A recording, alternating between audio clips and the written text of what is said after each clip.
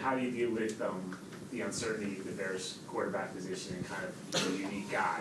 For sure. So how do you deal with that? It's challenging. You know, you have to have contingency plans both ways, you know, for whoever plays. So we've kind of devoted a little bit of time to both, you know, and we will be prepared for both. What makes Fields so difficult to deal with other than the obvious things that we see? Yeah, he's a guy that, you know, the obvious is the ability to run. He is probably one of the most dynamic runners, and that's just quarterback. That's wide receiver, running back, whatever the case may be, in the NFL right now. And then beyond that, which that's obviously where it starts and where it is the most difficult, it's a guy with phenomenal arm talent, which he doesn't get enough credit for. You know, I think he's growing as far as seeing the game and understanding the game, but the arm talent is absolutely there. You know, he could throw a deep ball. He's got great touch and feel and power, and he's got receivers who can go get it. So, yeah, he's a very interesting challenge for us. It is. It's different than we face from week to week. You know, I'm a little fortunate from the standpoint I was in the Falcons for all of Cam Newton's heyday, you know, so we got some experience as far as defending that. I don't know if it helps us or hurts us, but at least have some experience doing it. Jeff, there so many good things Sunday defensively when you're stopping the Patriots, but were the missed tackles something that bothered you when you watched the film like you? Always, yeah. I think regardless of the score or the overall performance, you're always looking for every inch and how to get better. And tackling was definitely an area we want to be better. We take a lot of pride in it. We work at it a lot. We probably devote more time than most to it, you know. So the fact that we didn't tackle to our expectations, it was disappointing, and it's something we've absolutely addressed this week. Devoted a lot of time to it. So hopefully we can get it remedied this week, get improved. Facing Montgomery, is that even more important? Pretty physical runner. He is. Yeah, he's a guy that you got to consistently get his feet out the ground, because if you don't, he's gonna get all those little leaky yards that add up at the end of the day. So a great challenge from that standpoint. He's built for games like this where it could be potentially cold and wet, and you know, he's an East Coast, he's a Northeast runner. You know, he'll thrive in these conditions and these elements, and yeah, it'll be a great challenge. Have you seen I mean, they've been playing well, but have you seen them getting better? I mean, are there certain things that you're seeing going, and our defense continues to get better? Yeah, for sure. You know, early in the season, we were just, we were learning each other. I was learning them as a play caller. They were learning me as far as our scheme is concerned, and we kept adapting to each other and fine-tuning it, and we're getting closer and closer to being on the same page from that standpoint, where they know exactly when I make a call what I'm trying to get, and I know exactly what their strengths are and how to accentuate and how to feature those strengths. So, and I think that's the process of every season, kind of learning each other as we go. But I do feel like we have a group that, not only from a schematic standpoint is improving, but it's a group that's consistently devoted to the fundamentals of the game, which I think a lot of times can be lost in the NFL. As the season goes on, you get more distance from the fundamentals and technique, and you get more honed in on the scheming, and the scheme gets better and tighter. The fundamentals start to regress a little bit. I feel like we've devoted a good amount of attention to both, and I think you're starting to see that on Sundays. Quincy Williams, just talk about him, and it just always seems like he's been around the ball, especially as of late. Yeah, he's a guy that's just so proud of how far he's come.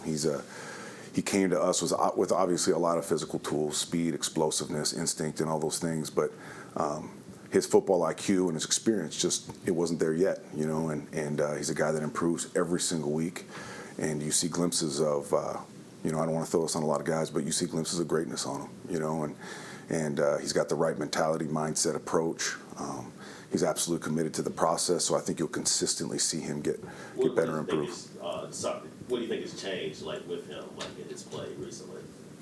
I think that sometimes it's a curse to have all those physical gifts, because there's a part of you that just wants to lean on that, and you don't necessarily devote your game to all the finer details of the game. And I think when he got here, sometimes that's the best thing that can happen to younger guys, is a change of scenery and an opportunity to sit back and a sense of humility sometimes when you go to a new team, and he came here with the absolute right mindset, and he's worked at it every day, and you're starting to see some of the fruits of his labor. It's a fun process to watch a guy like that, because it's rare to find those physical tools, and now as he starts to build his football acumen, the two are coming together into what could be something pretty special.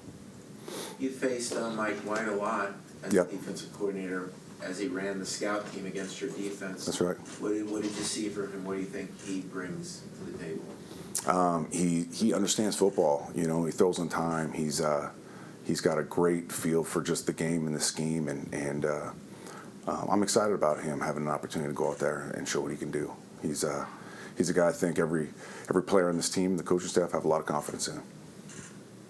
Gotta give you a question about rotation, defensive line rotation here. It's been a while. Right. It seems like that first group might be getting a little bit more run than earlier in the season. I think Quinnen was up over 70% in one game, in the first New England game.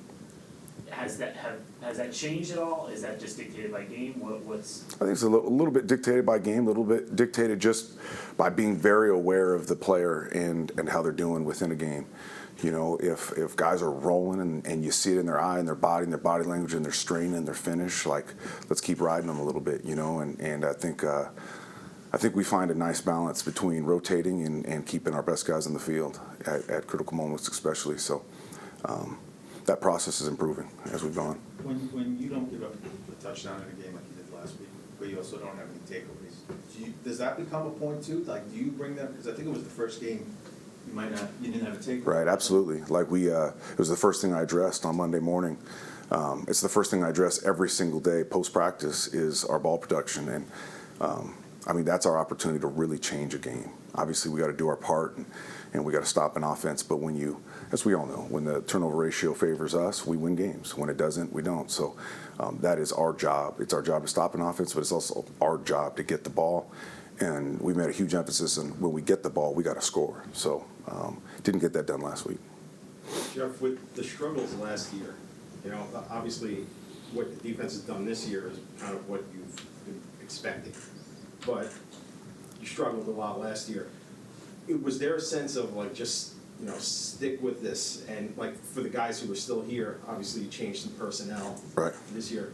Was it this is what we were talking about, this, and now you can really kind of hammer it home that this is the way we want to go. You know what I mean? Yeah, we've been very fortunate to be part of a lot of these. I don't know what to call it. I don't want to call it rebuild, but these rebuild type projects where we went to Seattle and the defense was very average when we got there, and it became this dominant defense because we committed to a process, we believed in a scheme, and we believed in how to build it with the right personnel. And then Solid went to Jacksonville, and we got to see that same thing happen until they grew into a top defense. And then he went to San Francisco, and same as became the top defense in the league. So we really collectively, as a coaching staff and a front office, really believed in this process, this scheme, and the personnel that was necessary to make it work. And so we always had belief, even when it was dark last year at times. Jeff, how do you deal with addressing your guys about they give up 3 points on Sunday and you lose a game? There can be frustration at the other side of the ball, right? How do you kind of tell them to manage that?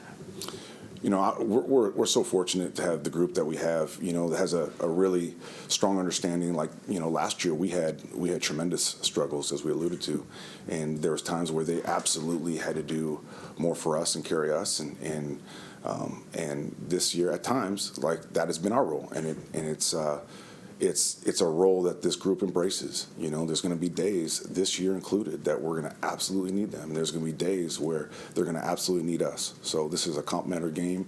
You cannot win it on your own. You can't win it on one side of the ball. I really believe that the feeling within that room was we didn't get the ball. We didn't do enough. That was it, period.